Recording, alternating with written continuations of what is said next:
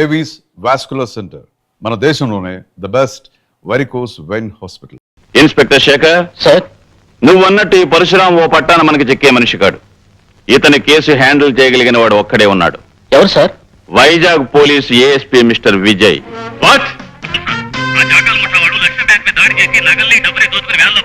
నేను వెంటనే బయలుదేరొస్తున్నాను. I will smash those bastards.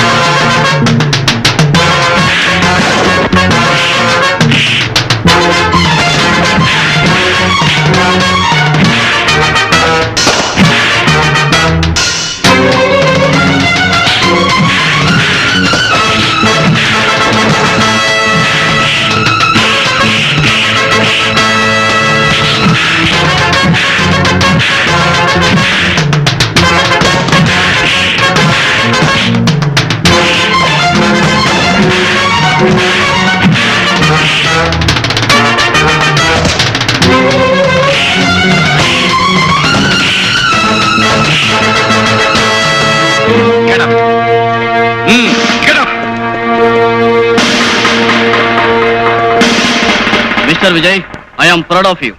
ప్రజల్లో పోలీస్ డిపార్ట్మెంట్ పరపతిని పరువుని పెంచే నీలాంటి పోలీస్ ఆఫీసర్ను చూసి గర్వపడుతున్నాను.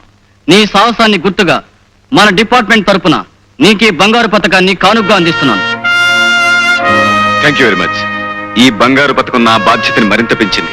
బాధ్యత ఎంత పెరిగినా దాన్ని నువ్వు సక్రమంగా నిర్వర్తిస్తావనే నమ్మకం నాకుంది mister Vijay. Thank you sir. But one thing, ఇక నుంచి నీ విజయాలు వినటమే తప్ప చూసి ఆనందించే అవకాశం మాకు లేదు. అదేమిటి సార్? విజయ్, నిన్ను ట్రాన్స్ఫర్ మీద హైదరాబాద్ పంపమని సెంట్రల్ గవర్నమెంట్ నుంచి ప్రత్యేకమైన ఆర్డర్స్ వచ్చాయి. హైదరాబాద్ ట్రాన్స్ఫరా? అవును. ఎవరూ సాల్వ్ చేయలేని ఒక ముఖ్యమైన కేసు విషయంలో నిన్ను అక్కడికి పంపించమని అక్కడ మన డిపార్ట్మెంట్ నుంచి రిక్వెస్ట్ వచ్చింది. మిస్టర్ విజయ్, పేరుకు తగ్గట్టుగానే నువ్వు ఎక్కడికి వెళ్ళినా విజయం సాధిస్తావని ఆశిస్తూ సాధించాలని మనసారా కోరుకుంటున్నాను. Wish you best of luck. Thank you sir. Lakshmi, అక్కడే ఒక క్షణం ఆగండి శ్రీవారు. శ్రీమతి గారి ఆజ్ఞ పాటించక తప్పదుగా. ఇంతకీ ఏమిటో కథ? అబ్బా, సరిగ్గా నిలబడండి. అది సరే గాని ఏమిటి కథ? ఏముంది, ఊరు వాడ మెచ్చుకున్నంత సాహసాలు చేసి ఎవరికి రాని మెడల్ సంపాదించారుగా. ఎవరి దిష్టి అయినా పడొచ్చు. Correct correct. ఎవరి దృష్టి అయినా నా మీద పడి నాకు దిష్టి తగలచ్చు. కానీ ఇలా హారతి పళ్ళం చుట్టూ తిప్పి దిష్టి తీయడం కంటే ఒక పవర్ఫుల్ పద్ధతిని ఈ మధ్యనే ఒక సన్యాసి కొత్తగా కనిపెట్టాడు. పవర్ఫుల్ పద్ధత? అవును. ఆ పద్ధతి అనుసరించి పొద్దున్న, మధ్యాహ్నం, సాయంత్రం, రాత్రి, అర్ధరాత్రి, వేకువజామున ఎప్పుడైనా సరే తీయచ్చు. అలా గనక దిష్టి తీస్తే ఎట్టి పరిస్థితుల్లోనూ దిష్టి తగలదు. ఏమిటండి అంత గొప్ప పద్ధతి? దానికి ఏం చేయాలంటారు? చెప్తాగా, పద. ఇలా కూర్చో. కూర్చున్నావుగా, ఇప్పుడు నువ్వు కళ్ళు మూసుకోవాలి.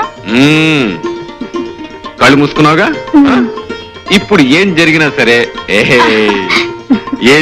సరే కళ్ళు తెరవకూడదు. ఏమిటండి, ఈ తలుపులు తెరిచా ఉన్నాయి. ఎవరు చూస్తే సంబరపడతారు. ఇంటికి వెళ్ళి రిహార్సల్ చేసుకుంటారు. వాళ్ళు వీళ్ళని బట్టి టేకులు కూడా చేసుకుంటారు. సరేగాని నేను వెళ్ళి బయట తలిపేసి వస్తాను. ఏమిటండి హడావుడి?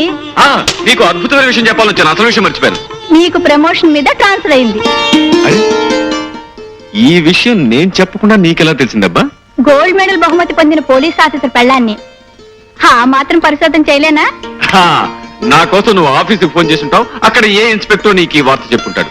గొప్ప కనిపెట్టారండి. ముందు ఈ విషయం మీ చెల్లితో చెప్పండి.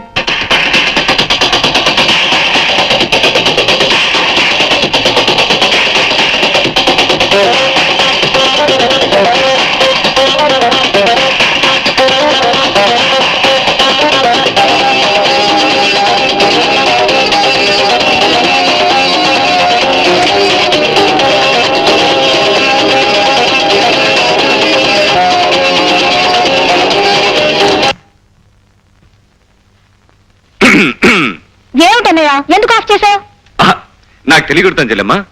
రాత్రి పగలు ఈ టేప్ రికార్డర్కి రెస్ట్ అనేది ఇవ్వకుండా మ్యూజిక్ పెట్టుకుంటావు కదా, నీకు విసిగనిపిస్తుంది? మ్యూజిక్ వింటవా? నేను కాలక్షేపానికి మ్యూజిక్ వింటూ కూర్చోలేదన్నయ్య. మరేం చేస్తున్నావమ్మా? ఎక్సర్సైజ్ చేస్తున్నాను. ఎక్సర్సైజ్. 1 2 3 4. ఫ్యాంటాస్టిక్. ఈ ఎక్సర్సైజ్ కంటే మంచి ఎక్సర్సైజ్ ఇంకోటి చెప్పనా? ఒళ్ళు వంచి ఇంట్లో సామానంతా ప్యాక్ చేయడం. సామాన్లన్నీ ప్యాక్ చేయడమా? ఎందుకని? నాకు ట్రాన్స్ఫర్ అయింది కనుక మన ఇక్కడి నుంచి జెండా ఎత్తేస్తున్నాం. ఏ ఊరికన్నయ్యా? ఎక్కడికో విన్నావంటే ఎగిరి గంతేస్తాం. అబ్బా, నన్ను ఊరించుకు చెప్పు అన్నయ్యా. చెప్పు, ఎక్కడికి? హైదరాబాద్. హైదరాబాద్. వండర్ఫుల్. నిజంగా మా అన్నయ్య సో గ్రేట్. అన్నట్టన్నయ్య, ఇందాక ఉదయం చెప్పింది నీ సాహసానికి మెచ్చి మీ డిపార్ట్మెంట్ మళ్ళీ నీకు గోల్డ్ మెడల్ ఇచ్చిందటగా? Yes. కంగ్రాచులేషన్స్. ఇప్పుడున్న గోల్డ్ మెడల్స్ కాకుండా ఇంకా 100 1000 మెడల్స్ రావాలి. అవి తల నుంచి కాళ్ళ వరకు తగిలించుకోగా ఇంకా చోట్లేక మరికొన్ని మిగిలిపోవాలి. అవి నీ చెల్లెమ్మ తగిలించుకోవాలి. అది సరే, నిజంగానే ఈ బంగారు పథకాలన్నీ నీ సాహసానికి మెచ్చి ప్రభుత్వం ఇచ్చినవేనా అన్నయ్య? కాదమ్మా, అసలు ఏమిటో చెప్పనా? చెప్పు. ఇవన్నీ నేను బజార్ నుంచి కొనుక్కొచ్చాను. చెప్పు అన్నయ్య. Come on.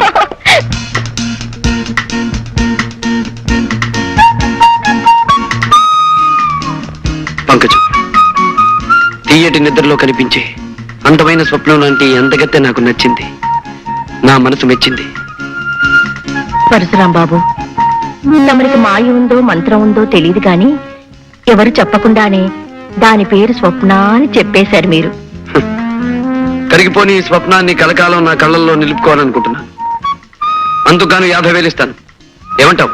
నేను 60,000 ఇస్తాను. పోని 70,000, 80,000, 80,000, 80,000. ₹1,00,000 ఇస్తాను. ₹1,00,000? గురు, ఓ సలహా. వాడి ఈ ఊరికే పెద్ద పేరు మూసిన గోండా. వాడితో పోటీ పడితే కోటింగ్ ఇచ్చేయగలడు. ఏం పంకజం, ₹1,00,000కి బేరం కుదిరినట్టేగా? బాబు గారు, తమరు బేరం ఆడినా సరసం ఆడినా కాదని గుండె ఎవరుకుంది. మీరు సరే అంటే చాలు. సాయంత్రానికల్లా మా స్వప్నని మీ బంగ్లాకు పంపించేస్తాను. పంకజం, అందమైన కళ ఆనందమైన సమయంలో వస్తేనే అందం చందం. 4 రోజుల్లో రాబోయే నా పుట్టినరోజు నాటికి స్వప్న నా కానుకగా అందాలి. మ్మ్. మిస్టర్ విజయ్. Yes sir. ఇది పరశురాముకు సంబంధించిన ఫైల్. సాక్ష్యాలు లేకుండా అతని మీద బనాయించిన కేసుల గురించి, ఆధారాలు లేకుండా అతని మీద ఇచ్చిన రిపోర్టుల గురించి, రుజువులు లేకుండా అతను చేసిన పనుల గురించి ఇందులో అన్ని వివరాలు ఉన్నాయి. Okay sir.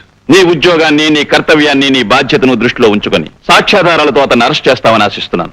ఈ బాధ్యత నిర్వర్తించడంలో అవసరమైతే నా ప్రాణాలు సైతం లెక్క చేయనని ప్రమాణం చేస్తున్నాను sir. Best of thank you sir.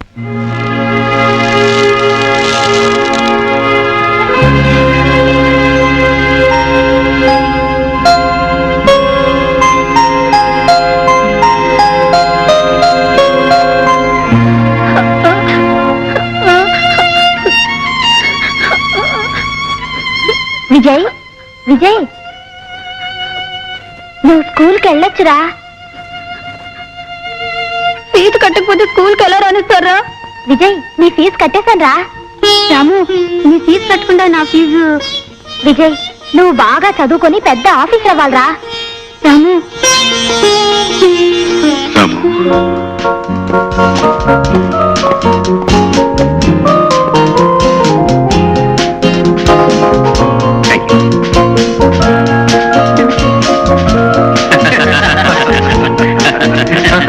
అదండి విషయం. విజయ్,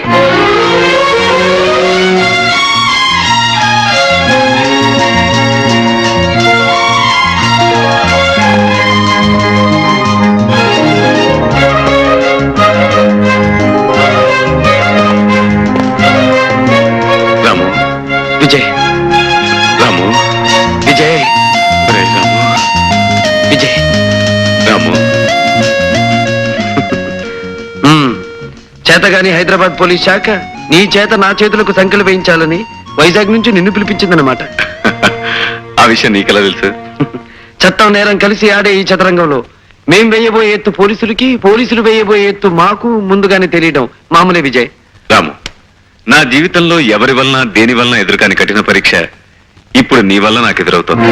విజయ్, అవును, ఈ విజయ్ జీవితంలో స్నేహం చేసింది పేదరికంతో, చదువు సంఖ్యలతో, వృత్తి ధర్మంతో, ప్రాణానికి ప్రాణమైన ఈ పరశురాంతో. వీటిలో ఏ స్నేహం పెట్టని పరీక్ష ఇప్పుడు నీ స్నేహం నాకు పెడుతోంది పరశురాం. వ్యక్తిగతంగా నిన్ను కలుసుకున్నందుకు పొంగిపోయే నా మనసు వృత్తిపరంగా నిన్ను కలవాల్సిన రోజు తలుచుకుని కృంగిపోతోంది. మై డియర్ విజయ్, ఊహించని మలుపులు తిరగడమే జీవితానికి ఉన్న ప్రత్యేకత. అందుకే అనుకుని విధంగా నువ్వు న్యాయం తరఫున మనిషి అయ్యావు, నేను నేరం తరఫున మనిషినయ్యాను. రాము, ఎందుకు నువ్వు అలాంటి దారిలో అడుగు పెట్టావు? విధి, పరిస్థితులు, పాపిష్టి మనుషులు కలిసి పగబట్టినప్పుడు మనిషి తప్పనిసరిగా తప్పటడుగు వేయాల్సిన పరిస్థితి వస్తుంది. అలా ఒకసారి వేసిన అడుగు అతన్ని సంఘం నుంచి, చట్టం నుంచి, ఆత్మీయుల నుంచి, అనుబంధం నుంచి దూరంగా తీసుకువెళ్ళిపోతుంది. పద్మవ్యూహంలో అడుగు పెట్టిన అభిమన్యుడిలా పోరాటం తప్ప వెనక్కి వచ్చే అవకాశమే నాకు లేదు విజయ్. రామ్, నువ్వు వెళ్లే దారిలో నువ్వు చేరే గమ్యం ఏమిటో నీకు తెలుసా? ఈ కత్తుల బాటలోకి అడుగు పెట్టిన రోజునే తెలుసు. సంఖ్యలు, చెరసాల నా కోసం ఎదురు చూస్తూ ఉంటాయని. అంతేకాదు, నీకు ఆ సంఖ్యలు వేయాల్సిన వాడిని నేనే కావచ్చు. అంతకంటే నాకు ఆనందమేముంది, అదృష్టమేముంది? నాకు సంఖ్యలు తగిలించినందుకు ప్రభుత్వం నీకు బంగారు పథకం తగిలించిన రోజు అందరికంటే ఆనందించేవాడిని నేనే విజయ్, నేనే. కానీ ఆ రోజు అందరికంటే ఎక్కువ కుమిలిపోయేవాడిని నేనే రాము. ఎందుకో తెలుసా? పసితనంలో నాకంటే చిన్నవాడివైన నువ్వు బరువులు మోసి, బళ్ళు తోసి, రూపాయి పోగు చేసి నా పరీక్షలకు ఫీజు కట్టి నన్ను చదివించావు. ఆనాటి నీ కష్టమే ఈ రోజు నా కాకి యూనిఫామ్ కట్టబెట్టింది. ఆ రోజు నీ శ్రమే ఈ రోజు నన్ను ఇంత ఆఫీసర్ని చేసింది. నేను నువ్వు వెలిగించిన దీపాన్ని రాము, నువ్వు వెలిగించిన దీపాన్ని. అందుకే నీ మీద నాకు స్వాతంత్రం ఉందని నమ్ముతూ నిన్ను ఒక మాట అడుగుతా విజయ్. అదేమిటో తెలుసా? నా కష్టంతో నీకు కానుకగా అందించిన వృత్తికి, ఉద్యోగానికి ఏనాడు నువ్వు అన్యాయం చేయకూడదు. అంతేకాదు, ఏ సమస్య వచ్చినా, ఏ పరీక్ష వచ్చినా నీ బాధ్యతను నువ్వు నిర్వర్తించాలి.